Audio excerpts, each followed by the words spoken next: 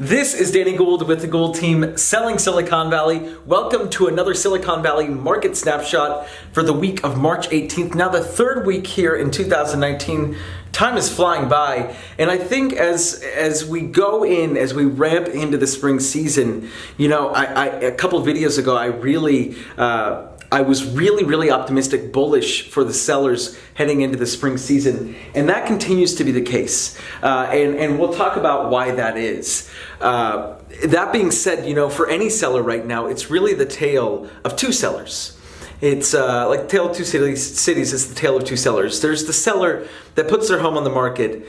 Everything goes right. They get multiple offers within a week or two, and they sell for a very high price and or very close to where they want it to be. And then there's the seller that sits on the market for 30, 45, 60, 90 days, either because they were overpriced and or the home was not marketed adequately. And I think as we go into this spring season, we're going to see more and more of that because inventory is going to continue to rise. Demand is actually fairly consistent week over week. We're not seeing crazy numbers of buyers heading into this March, April timeframe. And I do foresee that being the case. You know, last March was absolutely insane, and April as well. But if we look at some of the data from last year compared to this year, I think we can see that the slow start to this year really is not as bad as we thought it was going to be, right? And I talked about that in a previous video. So let's look at some of the data here that's available to us. The statistics here for Santa Clara County.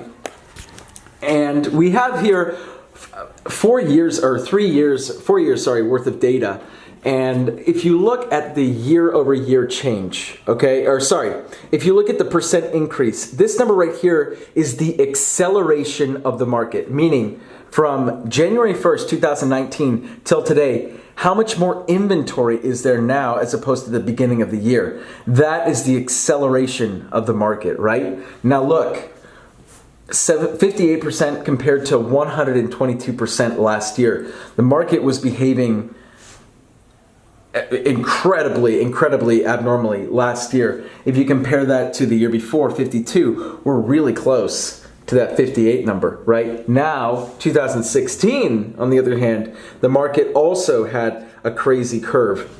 So, if we look at active condos and townhomes, same thing kind of happens here, right? 75% increase versus 684 last year. Now, I don't know if you guys remember, but last year we started off really low inventory. We ramped up super high, and then all of us things were selling really fast, and then the market just right. And a lot of that had to do with the influx of inventory that we experienced in the spring. Everyone said, "Oh my God, my neighbor's home sold for what? Time to put my home on the market." And by the time that happened, most sellers were SOL. And we saw a lot of homes cancel, expire, or sell for way under what homes were selling for in the spring, in June, July, August, September, October, November, December of last year. I mean, basically the rest of the year was just no bueno. And that's not good for those of you that, I'm sorry. But do you see what's going on here? If you have any questions about this, you can also feel free to reach out, comment questions below. The acceleration of the market is actually a very important thing to take into consideration when you look at where we started at the beginning of the year. A lot of places were 2 to 3x the amount of inventory, right, that we had experienced last year. And a lot of people were thinking, "Oh my God, with all this inventory, the market is bound to go down." And you know what? Absolutely right. The market is going to go down. We're already seeing signs of the market correcting, right? So let's look at this. More pendings than actives. More pendings than actives. More pendings than actives.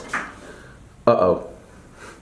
So we're going like this, right? Now the market hasn't fully caught up yet. I was actually talking to a mentor of mine, Gino Blafari, the founder of Intero Real Estate, also now the CEO of Home Services of America, which is the entire real estate division for Berkshire Hathaway.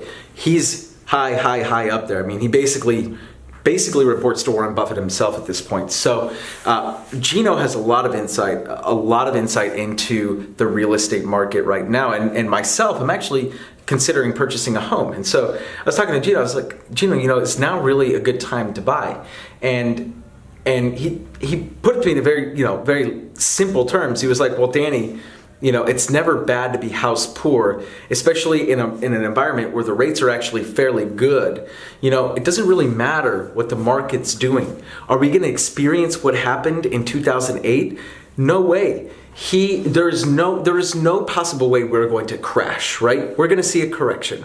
Prices may correct 10, 15%. But if you're looking to purchase a home for your future that you want to live in, it's not a bad time to be buying, right? We talked last week about move-up buyers. We talked a lot about people that are selling their smaller homes to move into that bigger dream home. This is the time to do it. Low rates, you still got the opportunity at least to sell your condo townhome for close to maximal value. And you might be in a position where you can negotiate on that next purchase, right? Now, more than likely, you're going to have to negotiate on your current home and still be in a multiple offer situation on the way up. But that being said, your condo townhome is going to depreciate at a faster rate during a recession than that single family home that you're looking to purchase. So the delta becomes greater, and then you're even more SOL, and it's going to take even longer for you to get into your dream home. And that would suck because you deserve more. So I'm really cognizant of the fact that we're in a situation right now where over the next 12 to 24 months things could change drastically, right? But they might change drastically. They also might change, but not as bad as people think, right? And so I think right now, as we look into the future, the question you really have to ask yourself is, if I'm making a buying decision, am I making it for personal reasons, or am I making it for investment reasons, right? If it's purely investment, it may not be the best time to buy, and I have every reason to tell you to. If you're thinking of buying because it's a personal residence, you're looking to move into a different area, and that earlier scenario that I was talking about, not a bad time to buy. Not a bad time to buy. In fact, I would say very good time to buy, because next year prices could be down, but interest rates could be up. So pick your poison, right? One last thing I want to cover, and that is sellers. Every single week I give this almost eulogy, right? Where we're gathered here today to kind of thing, right? Because a lot of sellers right now are in the mindset that they can wait a year. I've talked to many sellers saying, I think I'm just going to wait another year. Why? The data has spoken. The data has spoken. We are on our way down. You are not going to get more next year than you would have this year. Period. It's the end of the story. You could argue with me all you want, but I know that I'm right. And so if it's a matter of, okay, well, we're willing to take the loss because our lifestyle right now, there are things that we still need to take care of, things that we need to wrap up. That's great, right? That's fantastic. That's on you, right? But what I'm saying is that if you want to maximize the equity in your home in the next 3 to 5 years, the optimal time to sell is now. N-O-W. It doesn't get much clearer than that, right? I am telling you guys, if you look at the data, right, and if you had watched some of my previous videos where we looked back at data from 2010, 11, 12, 13, right, and we saw pending sales finally start to overtake active listings, right? Well, now we're in the reverse, and active listings have now re-overtaken, is that a word? I don't know, pending sales. And so if you just think about it logically, with everything that's going on in the economy, all the uncertainty, the fact that we're due for a recession, plus the numbers, what more do you need? I don't think you need any more information. So look, either way, I really think that there's a lot of opportunity in this market to win as a buyer and or seller. So you guys decide. It's your decision, but I'm just here to bring the data, the facts, and the relevant information. This is Danny Gould with the Gould team selling Silicon Valley. Catch you guys in the next video.